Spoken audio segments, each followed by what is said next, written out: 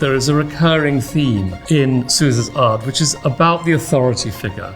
Priest, politician, senior bureaucrat, the men who hold positions of authority over our heads, and there is nothing we can do about it. And this indeed goes back to his early childhood experiences.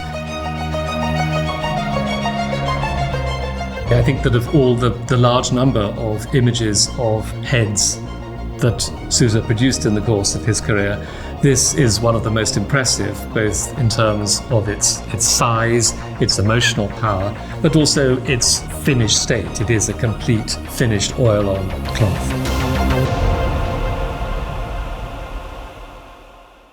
Even 60 years after a work like this was made, it still doesn't perhaps bring us any closer to humanity. It's still telling us of the dangers of authoritarianism and patriarchy.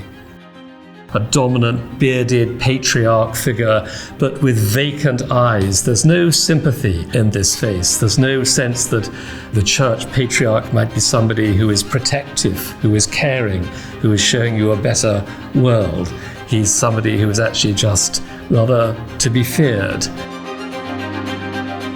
The purple costume, in fact, points to this as well, because of course purple is a colour particularly used for vestments in the Catholic Church. It's painted on a patterned printed textile, and although Souza has completely painted over the cloth, you can still see parts of the original pattern showing through the paint layer. The painting as a whole is very typical of Souza's technique. It looks as though it's been very roughly painted, as if it's been done hastily, though in fact I think the lines are very carefully calculated. They're made to look brash and aggressive, as though they're almost kind of savagely drawn in. This dates from his period in London in 1961. He struggles a bit in his early years in London, though he does get a considerable amount of help from galleries, from collectors. I have to say he doesn't show much gratitude for this. Later on, when he's recollecting these, he seems to have a perpetual grudge against the world, as if the world owed him a living.